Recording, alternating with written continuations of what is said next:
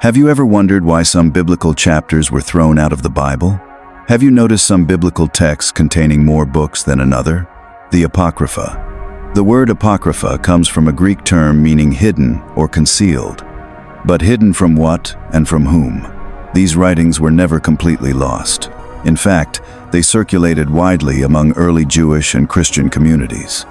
They were read, copied, and preserved, yet never universally accepted as scripture. This created a unique status, not entirely rejected, yet not fully embraced. Over time, the term Apocrypha came to represent books that exist in the shadow of the Bible, close enough to influence belief, but distant enough to raise questions. Their hidden nature is not just about secrecy, but about uncertainty. Who wrote them? When were they written? And why do they tell stories that feel familiar, yet different? From the very beginning, the Apocrypha challenges the idea that history is always clear and complete. The apocryphal books were written during a period often called the intertestamental era, roughly between 300 BC and 100 AD. This was a time when no new prophets were recognized in Israel, yet history was far from silent. Empires rose and fell, cultures collided. Greek influence spread across the region after the conquests of Alexander the Great. Later, Roman power took control. In this environment, Jewish communities faced pressure to adapt, survive, and remain faithful.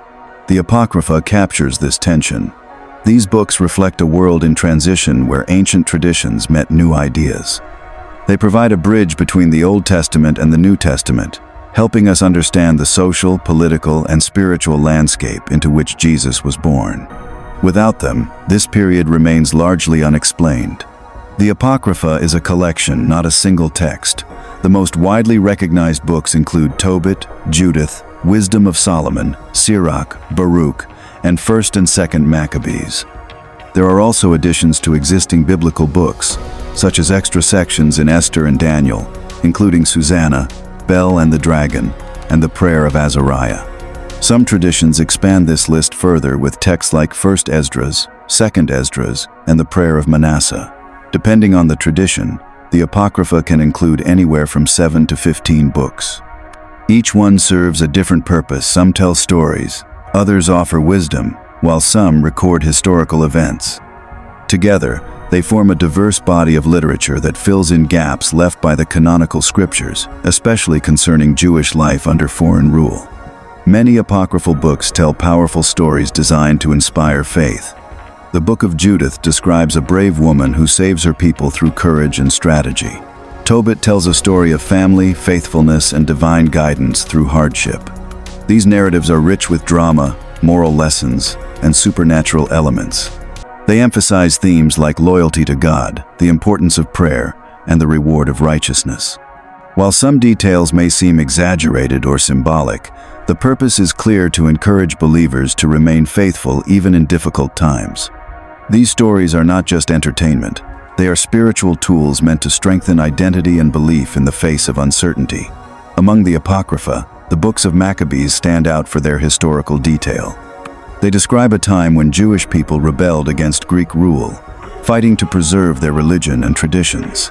These accounts include battles, political struggles, and acts of great sacrifice. They also explain the origin of certain traditions, such as the festival of Hanukkah. Unlike other apocryphal books, Maccabees reads more like a historical record than a symbolic story. It shows the real struggles faced by a community under pressure. This makes it one of the most valuable sources for understanding this period of history, even for scholars who do not consider it scripture. Books like Wisdom of Solomon and Sirach explore deeper questions about life, morality, and the nature of God. They discuss justice, the fate of the righteous, and the meaning of wisdom itself. These writings often reflect Greek philosophical influence, blending Jewish theology with broader intellectual ideas. They ask questions that remain relevant today. Why do the righteous suffer? What happens after death?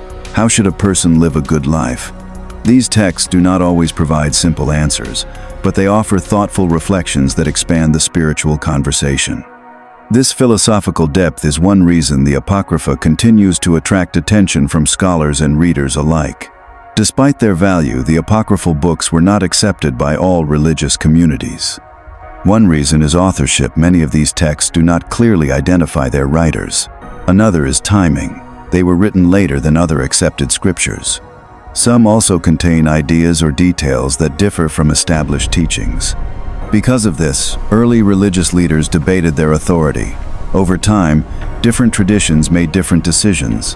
Some accepted these books as scripture, while others did not. This disagreement continues today. The Apocrypha sits at the center of this debate, raising questions about how sacred texts are chosen and who has the authority to decide their fate. One of the most surprising facts about the Apocrypha is that not all Bibles are the same. Some Christian traditions include these books as part of their Old Testament. Others place them in a separate section, while some remove them entirely. This means that depending on which Bible you read, you may encounter a different set of texts. This variation highlights an important truth.